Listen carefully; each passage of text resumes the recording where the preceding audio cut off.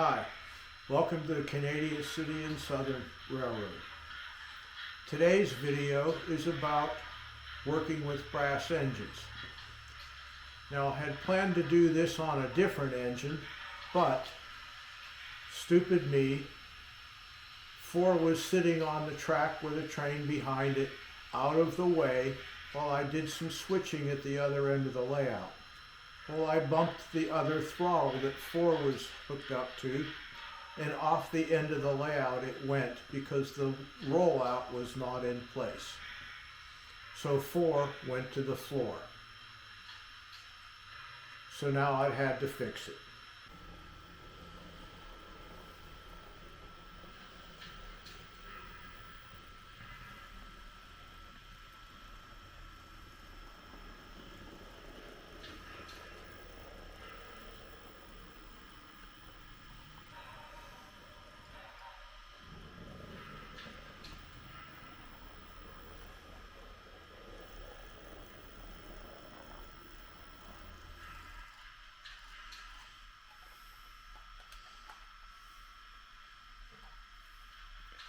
This is the repairs to number 4 so far.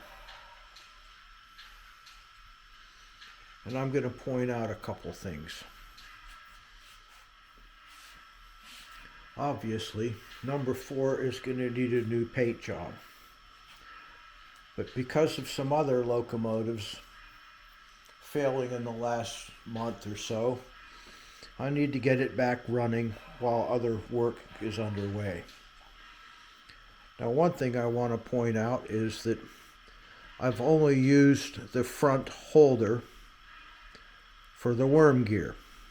The back holder was removed. The spacing between the gears was triple checked when I silver soldered the frame on its original rebuild from the factory. A piece of tubing has been shrunk between the motor and the worm so that there's a little bit of flexibility in here and it can't bind at this point. I've put some plugs to connect the lights because I want to be able to get it back apart again once it's time to repaint it, and the other engines that are also in for repair are finished. I have 2 replacement decoders. They look the same. So when I redid the harness, I plugged in one of the decoders and nothing happened. So I switched to number 3 and it ran fine. So I just swapped it back out, and this is the original decoder from number 4 that the wires were ripped out of when it fell. And as an interesting thing, when I set the throttle to locomotive number 3, my model die casting engine number 9 started to run. And I thought it was maybe having problems, but apparently it's had a reset at some point and just needs to be reprogrammed. Well, locomotive number 4 is now back together, but it took a fair amount of work to get it back together.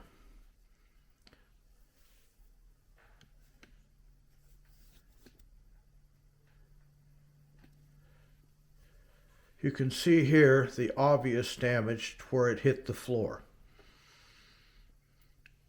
The corner of the tender is caved in.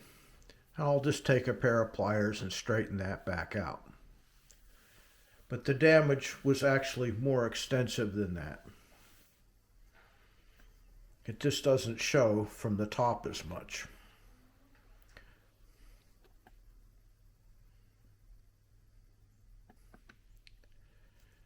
And while I'm looking at it from the top, here's a thing that I do on my locomotives wherever I can.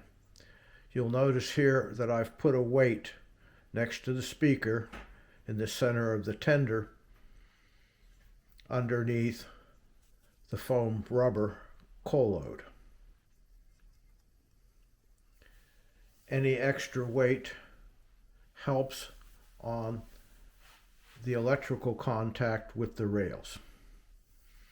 Nowadays, there's probably a keep alive that would fit in this tender, just barely. But when it was rebuilt the second time, this is now the third time, and there will be a fourth time, because it's now scratched up enough that it's ready for a new paint job. Plus, I want to backdate it. Now, I might shorten the firebox, but I will definitely remove the generator and replace the headlight and tail light with box lights and probably put a diamond stack on it.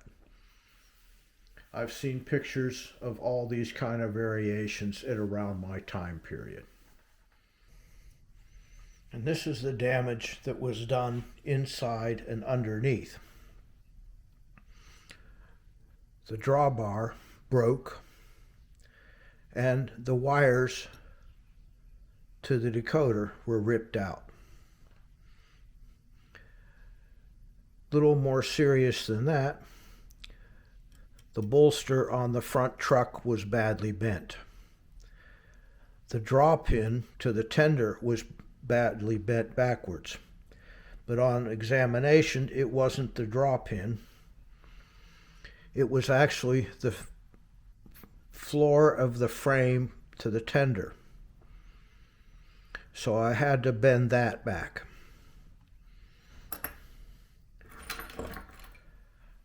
I used this thing and mounted it on a hard surface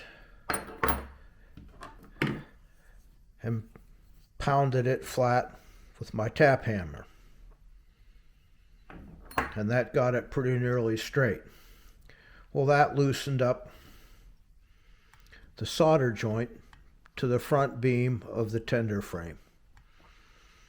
I used super glue to put that back on. I didn't want to get the resistance soldering iron set out for this job because that will require stripping the paint. I want to get number 4 back to running and just touch up the paint with a brush temporarily until I get around to refinishing the whole locomotive, relettering it and backdating it.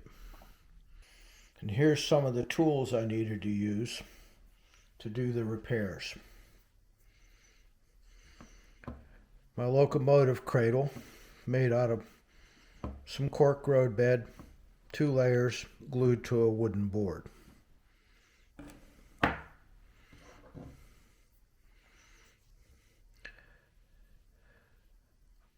A number 0 hex wrench to remove the tender drawbar pin. Here's the drawbar, the original, and it had broken in half, so I had to glue it back together just to get a measurement to make the new one, because this one's shorter than the original factory, and it gives a little better look going around the layout, and it's plenty enough, long enough for the radiuses on my layout. When it hit the floor, the smoke box fronts went way off into nowhere and took some time to find it. The engineer was knocked loose, and he's been glued back in place. But while working on the locomotive, the fireman, and this guy's scratch built, was knocked loose, and I'll have to put him back in here in a few minutes when I touch up the paint.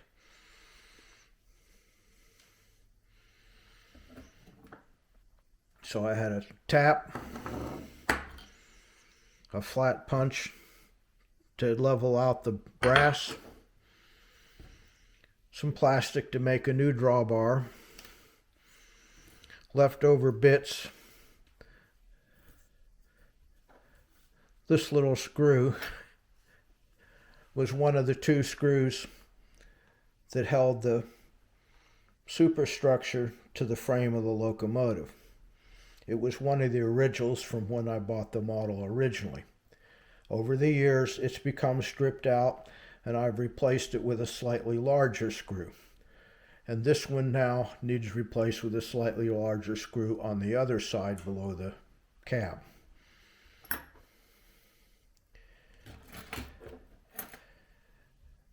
I use my scribe to start the holes in the nylon material that was used to make the new drawbar.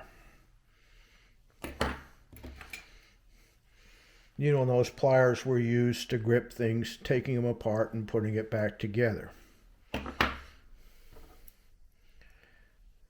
Flathead, Phillips head, and a smaller flathead to disassemble and reassemble everything. Super glue and super glue gel. A drill to drill the holes in the new drawbar. Various sizes of files to clean up where the brass needed to be fixed and to shape the drawbar. A worn out hobby knife to scrape things. Sanding block to clean things up and to help shape the new drawbar. Soldering iron and solder to reconnect all the wires when the harness on the decoder was replaced. As long as I had it apart, I used some sip and dips to make little connectors inside so that it will be easier to take it back apart and put it back together when it's stripped and repainted. Sometime when the weather's not so bitter outside and I can spray outdoors. Another thing I forgot to mention is I've also added weights, and I did this long ago, to the inside of the cab roof. So between the weights added to the tender and the weights added to the roof, it stalls less often and it has better tractive effort. And it actually balances better. So these are just a few things you can do, and I needed to do when I rebuilt this, and I'll do a little more when I rebuild it again for its better paint job in the future. I also added a super bright LED and went ahead and added the plugs and the wiring for a firebox flicker, which number 4 didn't have yet, and I want all my locomotives to have in the future. And of course I had to get a new harness to replace the one I borrowed from another decoder to fix number 4. The engine's been turned upside down to do the final touch-ups to the paint.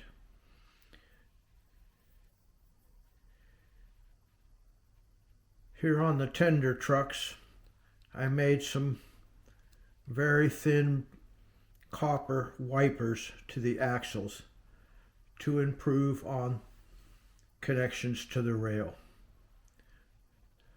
The wires to the frame and the motor and the headlight have been run underneath. The wires to the smoke box light, I did a fine little notch in the front of the coal bin and ran them straight through the firebox. That leaves 2 less wires to get in the way underneath. I replaced the insulated hookups for the front of the drawbar with a small nut, and then I can screw the drawbar directly into the locomotive, and that makes assembly and disassembly easier, and there's no need to worry about a connection because the nylon drawbar is an insulating thing. So now it's ready to go back over to the layout.